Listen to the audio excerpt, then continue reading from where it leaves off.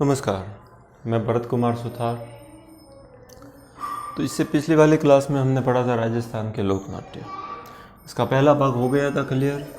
आज देख लेते हैं इसका सेकंड भाग। पहले भाग के अंतर्गत हमने लोक नाट्य पढ़े थे। पहला लोक नाट्य पढ़ा था हमने, एक तो रस्मत के बारे में पढ़ा था।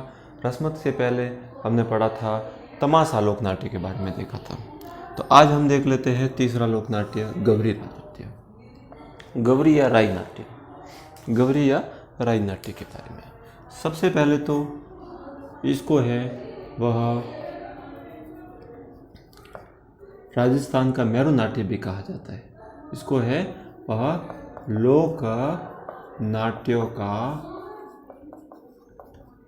मेरू नाट्य कहा जाता है, क्योंकि ये सबसे क्या है, पुराना है, सबसे प्राचीन है। तो बात आती है ये कब खेला जाता है। यह रक्षाबंधन के बाद में, रक्षाबंधन के बाद में भाद्रपद कृष्ण एकम से लगाकर, भाद्रपद कृष्ण एकम से लगाकर 40 दिन तक लगभग खेला जाता है। 40 दिन तक ये खेला जाता है। इसमें होता क्या है, इसमें भगवान शिव, माँ पार्वती और भस्मासुर से संबंधित कथाएं होती है, कथाओं से संबंधित नाट्य होते हैं। और हम इसके बारे में देख लेते हैं। इसको कौन खेलते हैं, भील जनजाति। ये केवल भील जनजाति के द्वारा ही खेला जाता है। और इसमें भी पुरुष, स्त्री है, स्त्रियों का भी पात्र है, वो पुरुष निभाएगा। अब बात आती है कुल पात्र कितने होते हैं। कुल पात्र होते हैं 5। कौन कौन से होते हैं, 2 राइया, 2 बुढ़िया, कुटिया,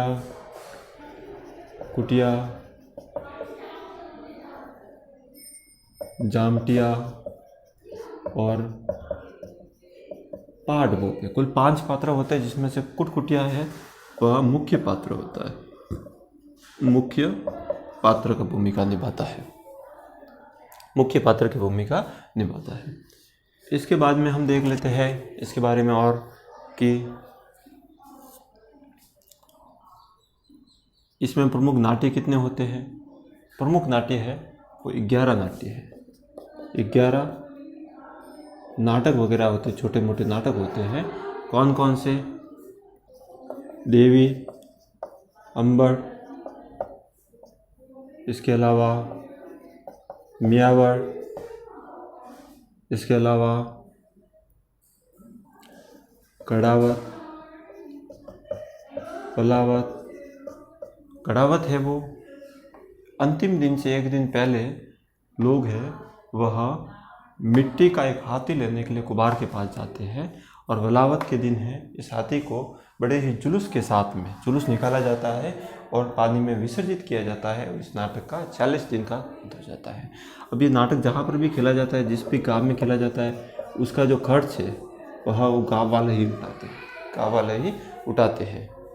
और इसमें इसके अलावा और हम देख लेते हैं कि अब इसमें खर्च से ही उठाते हैं। अंतिम दिन है वो भोजन का वगैरह आयोजन किया जाता है। और जो मुख्य पात्र वगैरह होते हैं उनके लिए उनके रिश्तेदार वगैरह कपड़े वगैरह लेकर आते हैं। और 40 दिन तक जो चलने वाला लोक नाट्य है वो इस प्रकार से भाद्रपद माह को पूरा होता है। गवरी और राई नाट्य के बारे में लगभग इतना ही है। आगे हम और देख लेते हैं। इसके बाद में हम देख लेते हैं भवई नाट्य के बारे में। भवई नाट्य है वह मुख्य रूप से, मुख्यतः ये गुजरात का है, मुख्यतः गुजरात का है, राजस्थान में है, वो मेवाड़ अंचल में, मेवाड़ अंचल में वो ज़्यादा खेला जाता है। मेवाड़ अंचल में ये सर्वाधिक भवई नाट्य है वो खेला जाता है। हालांकि ये वर्तमान में व्यावसायिक रूप धारण कर चुका है, व्यावसायिक रूप धारण कर चुका है। इसमें जैसे थाली पर किनारों पर चलना, गिलास के ऊपर है वो नृत्य करना, तलवारों पर नृत्य करना, अंगारों पर नृत्य वगैरह करना, इस प्रकार के इसमें नृत्य किए जाते हैं। और ये इसके जो उद्गम है या उत्पत्ति है वो माना जाता है कि नागा जी जाट या बागोजी जाट जो कि अजमेर के थे, बाघाजी जाट जो कि अजमेर के थे, वहाँ से ये प्रथम बार किया गया था और वहाँ से इसकी उत्पत्ति हुई थी। भवई नाट्य के बारे में एक और भवई नाट्य जो इम्पोर्टेंट है वो भी आपको समझ लेना है। जामन,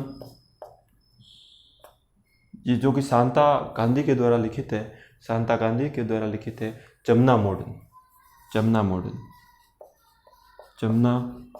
मॉडर्न जो कि शांता गांधी के द्वारा लिखित है। ये भी प्रसिद्ध एक भवाई नाट्य है, जमुना मॉडर्न। इस बात का आपको याद रखना है। इसके बाद में हम इसमें और हम आगे देखते हैं कि और इसमें इम्पोर्टेंट बात क्या है। तो देखो, तो मुख्य रूप से यही इम्पोर्टेंट बातें थी। वापस से एक बार इसको रिवाइज कर लेते हैं। सबसे पहले गवरी या राई नृत्य लोक नाट्य का मेरू नाट्य कहा जाता है, सबसे पुराना लोक नाट्य है। भाद्रवत कृष्ण एकम, रक्षाबंधन के बाद में 40 दिन तक ये खेला जाता है। इसमें मुख्य रूप से शिव, पार्वती और भस्मासुर की कथाएं होती है, खर्च वगैरह होता है, उसका गाँव वाले उठाते हैं। भील जनजाति में पुरुषों के द्वारा ही केवल ये नृत्य खेला जाता है। कुल 5 पात्र होते हैं, जिसमें से 2 राइया, 2 बुढ़िया, कुटकुटिया मुख्य पात्र होता है। चामटिया और 8 बोपे होते हैं। 11 छोटे छोटे लघु नाट्य होते हैं, जिसमें से देवी अंबड़, म्यावड़, गढ़ावत, वलावत है वो इसका अंतिम दिन होता है। दूसरा लोकनाट्य और हमने देखा है भवई नाट्य के बारे में, जो कि मुख्य रूप से गुजरात का है, मेवाड़ अंचल के अंतर्गत खेला जाता है। व्यावसायिक नाट्य है, व्यावसायिक रूप अभी ग्रहण कर चुका है। नागाजी जाट, बागोजी जाट जो कि अजमेर के थे, वहाँ से उसका उद्गम हुआ है, प्रारंभ है वहाँ से हुआ है। एक प्रमुख जो नाट्य है जमुना मॉडर्न, जो कि शांता गांधी के द्वारा लिखा गया था। इस बात का आपको ध्यान रखना है। आगे हम देख लेते हैं और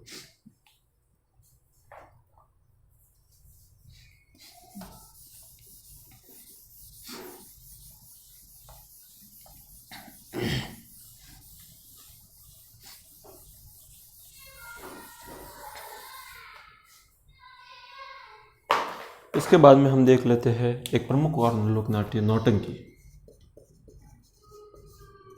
नौटंकी है वो मुख्य रूप से यूपी का जो ब्रज प्रदेश है वहाँ का मुख्य नाट्य है। इसके जो ये मुख्य रूप से हाथरस नौटंकी से प्रभावित है। हाथरस नौटंकी जो कि यूपी में है वहाँ से प्रभावित है। अब इसको प्रारंभ करने का पूरा श्रेय है वह, या फिर इनके प्रमुख कलाकार कह सकते हैं, तो वह है पूरीलाल जी, जो कि मुख्य रूप से डीग के हैं, भरतपुर के हैं। और ये मुख्य रूप से कहाँ का लोकनाट्य है? भरतपुर का मुख्य रूप से लोकनाट्य है।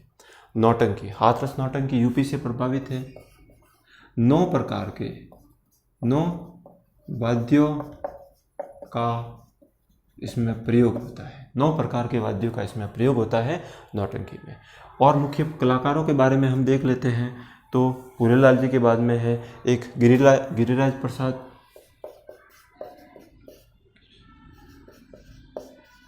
प्रसाद कामा के हैं, भरतपुर के हैं। ये भी एक मुख्य नौटंकी के प्रमुख कलाकार हैं। नौटंकी के बारे में आपको ये ध्यान रखना है। इसके अलावा राजस्थान में है वो भूरेलाल जी है, वो इसमें जनक है। राजस्थान में जनक ये मुख्य रूप से यूपी का है। नौटंकी के बाद में हम आगे देख लेते हैं, मुख्य रूप से है वह चार बैल।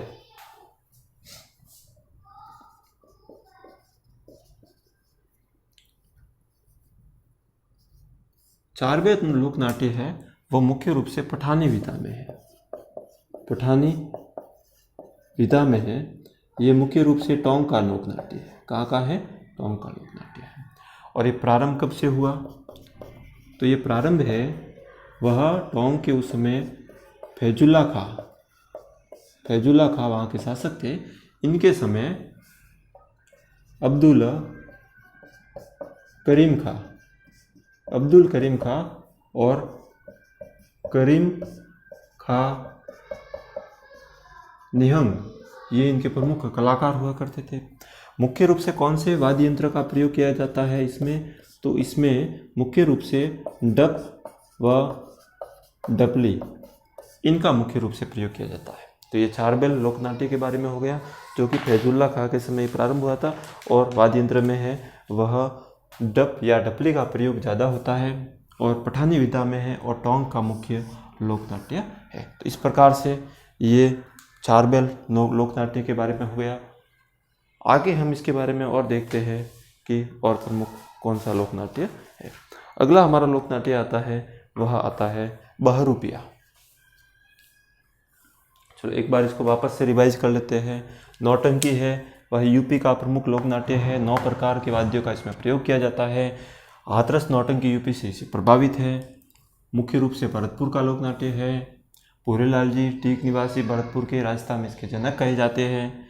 गिरिराज प्रसाद कामा वाले भरतपुर, ये वर्तमान में मुख्य इसके कलाकार है।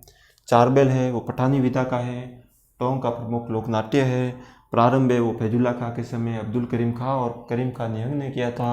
मुख्य रूप से टप और टपली वाद्य यंत्र का इसमें प्रयोग किया जाता है। तो इस प्रकार से 2 लोक नाट्य के बारे में हो गया। आगे हम देख लेते हैं बहरूपिया लोक नाट्य।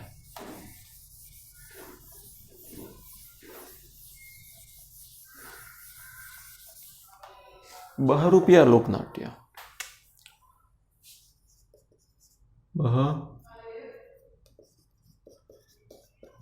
बहरूपिया लोक नाट्य नाम से ही मालूम हो रहा है कि लोगों के मनोरंजन के लिए अलग अलग वेशभूषा धारण करके लोगों का मनोरंजन करना बहरूपिया नाट्य कहलाता है। अब बहरूपिया लोक नाट्य है वह, एक तो ये कब खेला जाता है? एक तो ये होली के अवसर पर होता है। होली के अवसर पर फाल्गुन माह में मुख्य रूप से है, वह इनके जो कलाकार है मुख्य रूप से है ये भिलवाड़ा का प्रमुख है। भिलवाड़ा का, भिलवाड़ा में भी इसके जो जनक कहे जाते हैं वो जानकी लाल जी बांड, जानकी लाल बांड, जिनको मंकी मैन भी कहा जाता है। मंकी मैन भी कहा जाता है। और इन्होंने ये लोक नाट्य है, इन्होंने यह लोक नाट्य है वह इस विधा को लंदन में वगैरह है वह वहाँ पर भी इन्होंने लोकप्रिय किया था। आगे हम देखते हैं